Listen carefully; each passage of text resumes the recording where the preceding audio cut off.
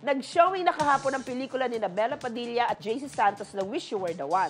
Siguradong marami na agad na nakapanood, pero kayo ba, napanood nyo na ang pelikula? Kumusta?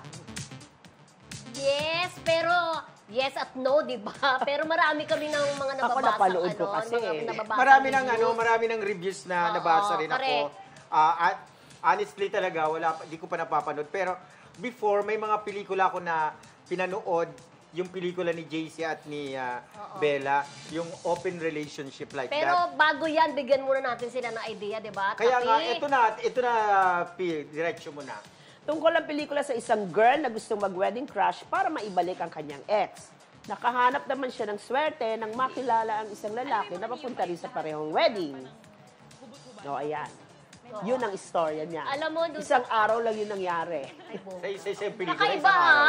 Kakaiba yung storya na yan, pero alam mo, sa pag-browse ko nga, pag-research natin ng mga reviews, sari-sari. Maganda ang review sa pelikula. Pero doon pala sa panonood namin, nagpapalakpakan na yung mga tao at ako, dahil Diyos ko, naiyak-iyak ako. Hindi ko alam bakit. Mapanakit daw si Bella dyan. May nabasa ako din sa review ng mga panakit. Siyempre, alam yung character niya. Alam naman natin na maraming hugot, it's malalim. not the first time na nagkasama sila dalawa, diba? Nagkasama na Gusto sila yung sa isang daang tula para kay Stella. Gusto ko yung chemistry nilang dalawa.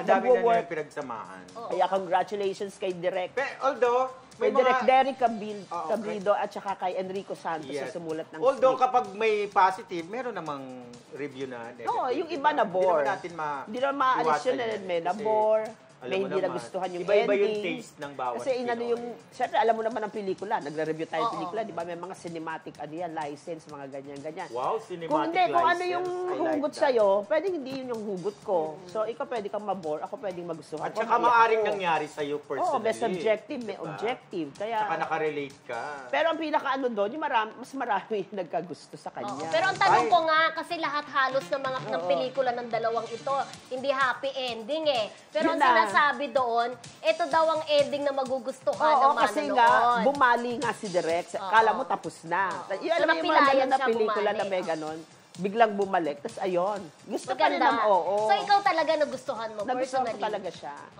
Sa akin, sa palagay mo, magugustuhan namin dalawa ni Benny? Magugustuhan mo.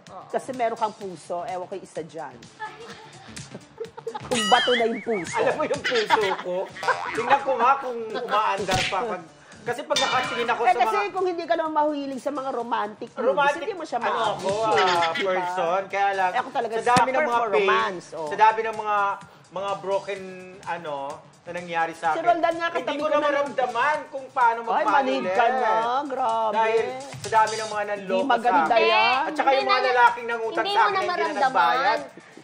Ganyan daw talaga. Grabe, may utang. Benny, pakinggan mo ko. Ganyan daw yung yung mga naa-anesthesia.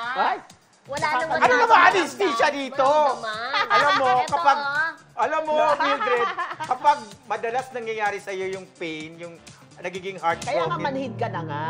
Madalas talaga nangyayari yun. Ikaw na naman lang may pag madalas nangyayari yun, magiging manhid ka na. Manhid ka na. Tsaka magiging mindset mo na, ay, maiiyakin lang ako nito. Pero alam mo, hindi ko to siseryosoy dahil maiiyakin ako nito. Kasi sa mga linya. Kailangan mga good for one night. Actually, yun ang magdadala sa isang pelikula. Kaya nga, dialogue. yung mga nanonood nga, nagpapalakpakan bawat bitaw ng mga eksena eh. Papatilis si Miss Jel sa dialogue. Ako, Miss Jel, panoorin mo yan. Sa jowa mo. Napapatilis siya. Eto na lang, marirecommend mo ba na panoorin nila? I-recommend ko talaga. Kaya, congratulations sa Viva. I recommended ni Miss Pilar ang pelikula.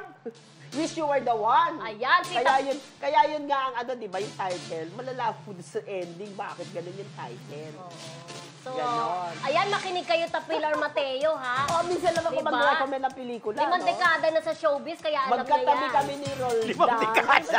5 dekada ba? Magkatabi kami. Akala ko 8 dekada. Nung pinanood namin yan. Umiiyak ka? Bakit ako naiiyak, Roldan? Hanggang ngayon umiiyak ka pa rin. Bakit ako naiiyak, sabi ko sa kanya. Ba't hanggang ngayon umiiyak ka pa rin? Ganyan lang talaga yung mata ko. Ay, parang may pinagdaanan ka rin mga ganong nangyari doon sa pelikula. Kaya pala, may hugot ka pala. Kaya ikaw kung wala kang ang puso, hindi mo mararamdaman. Paano ko nga mararanasan yun? Saging lang ang may puso.